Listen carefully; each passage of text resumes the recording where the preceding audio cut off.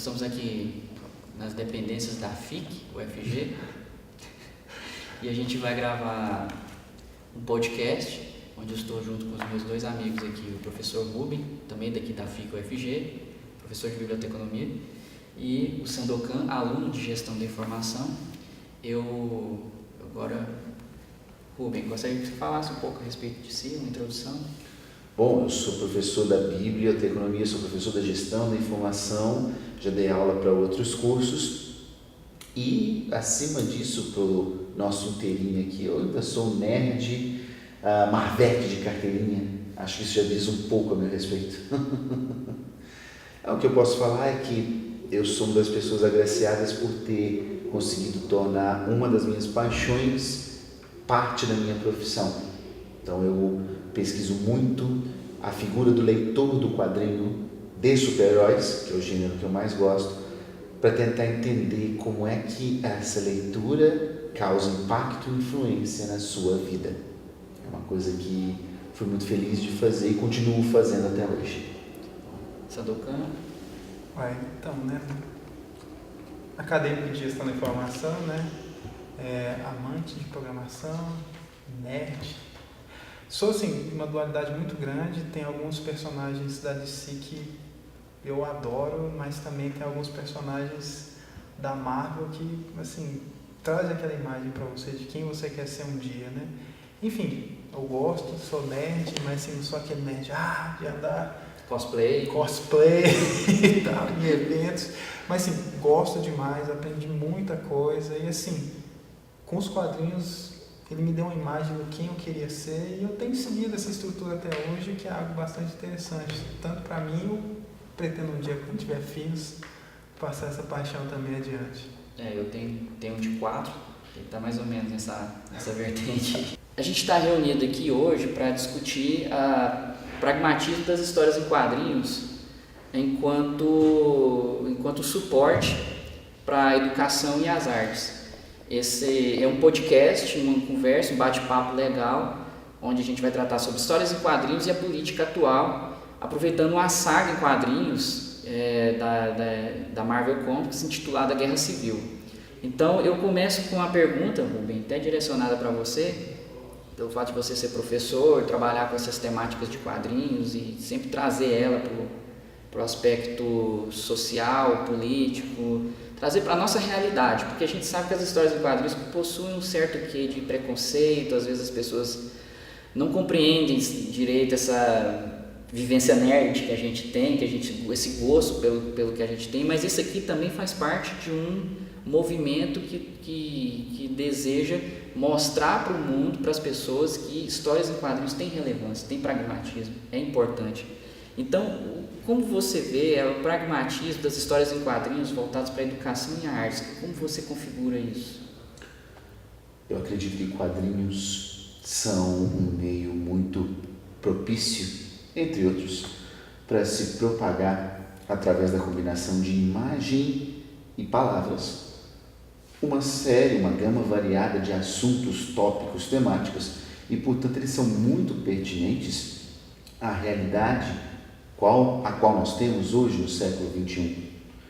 No meu entender, você pode abordar temas, inclusive difíceis, para crianças, para adolescentes e para adultos, usando quadrinhos, independente do gênero que nós estivermos falando aqui, porque a adesão que os leitores têm a esse meio é algo marcável, é algo que é fato consumado hoje em dia.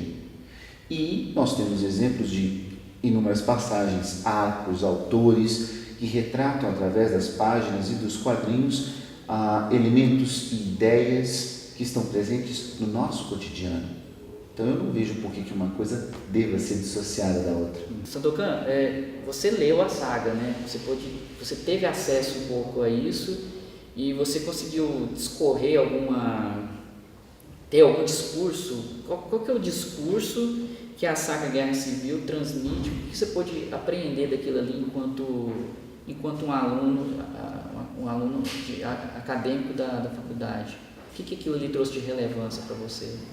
Só fazendo um aporte na questão feita para o Rubem, que, assim, hoje diversos âmbitos, diversas áreas do conhecimento hoje têm pegado o quadrinho em si para tentar transmitir mensagens para determinado público. Hoje tem algumas editoras, eu acho que se não me engano, a Nova, ela tem utilizado os quadrinhos em si, sua metodologia para ensinar cálculo, programação e outras disciplinas que tem certa dificuldade das pessoas se abstrair e compreender. E já fazendo uma ligação à sua questão, foi bastante interessante ler essa saga, porque eu consegui perceber justamente o cenário político atual, não só das nações, mas em si das redes sociais hoje, a briga a minha privacidade, até quando a minha privacidade vai, até o que eu posso disponibilizar, e essa intriga, essa dualidade de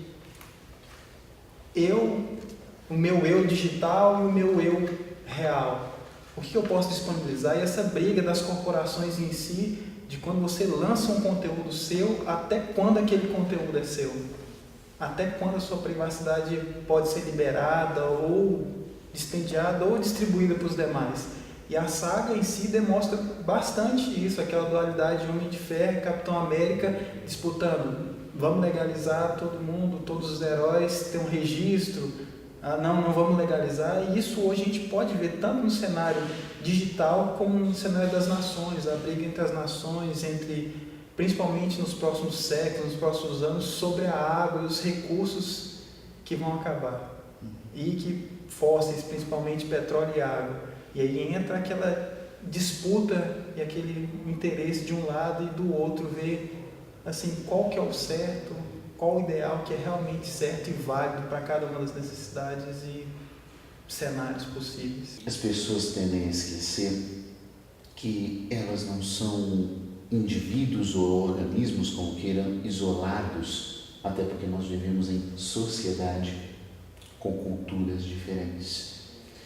E a Guerra Civil é sim, para a Marvel, uma resposta apropriada a algo que se marcou com 11 de setembro, a toda aquela tragédia, só que ela não ignora as decorrências do que aconteceu após o 11 de setembro, sendo a mais notória dessas decorrências o ato patriótico, ou patriota, foi a memória, instaurado um mês e poucos dias depois do 11 de setembro. E é interessante a gente pegar esse paralelo porque, sim, os Estados Unidos sempre foram tidos como uma das maiores, se não a maior superpotência do mundo desde a Segunda Guerra. Os Estados Unidos possuem o seu American Way of Life, a forma como foram construídos, a forma como o país foi originado, todas as coisas que aconteceram, mas o raciocínio o 11 de setembro aconteceu também por muita, como é que eu vou dizer isso, visibilidade, políticas que foram adotadas por governantes anteriores ou por governos e administrações anteriores, políticas internacionais ou externas americanas. Não estou justificando o ato terrorista em si. O que eu estou querendo trazer à baila na nossa discussão aqui é um país que foi fundado sob a égide e que está no seu hino nacional, a terra dos bravos e o lar, não, minto, a terra dos livres e o lar dos bravos. Vamos pegar isso para analisar. Terra dos livres, isso implica em liberdade. É um preceito que é muito caro a todos os americanos, e assim eles os são cultuados, instruídos, educados, chame como quiser, desde a mais tenridade. O qual é o valor da liberdade para um ser humano. Isso não os excluiu de serem um país que manteve a escravidão por 2,5 séculos a 3. Não é o único no mundo, mas o manteve. E no caso mais específico da Guerra Civil, quando você tem um evento catalisador que começa a questionar um dos elementos fundadores de uma nação, no mínimo isso é um ensejo para uma tremenda história. E talvez aí comece o desdobramento do que é a Guerra Civil da Marvel e que está nos trazendo até hoje, com questões recentes da desativação de Guantánamo, até a própria apropriação da história da Guerra Civil para a cultura cinematográfica da Marvel, como ela está estabelecida. Todo o arco da história, de histórias da Marvel, principalmente o que é interessante é ver que você pode, ele é algo atemporal. Você não precisa necessariamente focar ele no 11 de setembro, mas sim, é muito interessante o que eles estabelecem, a história, que você pode relegar essa história a diversos aspectos da história, da política, no decorrer dos diversos anos. E assim, o outro fato interessante é que esse arco de história em si, ele tentou se modelar de acordo com um cenário político atual. A gente viu no Capitão América, o Soldado Invernal, o quanto que a Hydra se penetrou na SHIELD, e paralelo com o mundo real ou com a arte imita a vida, todo mundo condena, realmente como tem que condenar, o regime nazista, as atrocidades que eles fizeram, mas algumas coisas a gente esquece de que, por exemplo, sem os nazistas nós não teríamos chegado à Lua. Não estou querendo advogar a favor, não estou querendo dar mão de homem de ferro. Não, claro que não. Aqui mas também. Mas a gente tem que ser lúcido com as nossas opiniões. Mas a SHIELD chegou até onde ela chegou, em grande parte pelo que a Hydra havia feito de desenvolvimento tecnológico, de forma e tal. Então eu penso que seria uma pena, até pelas questões de diferenças ideológicas e moralistas, que essas pessoas não possam trabalhar juntos, a gente sabe disso. Mas já aconteceram vários momentos nos quadrinhos que a gente vê que, por uma força maior, dois indivíduos antagonistas têm que trabalhar juntos, ou duas entidades antagonistas têm que trabalhar juntos, e isso cativa a gente até hoje. Gente, quero agradecer de coração o que vocês fizeram, agradecer você também, Rubio. Obrigado.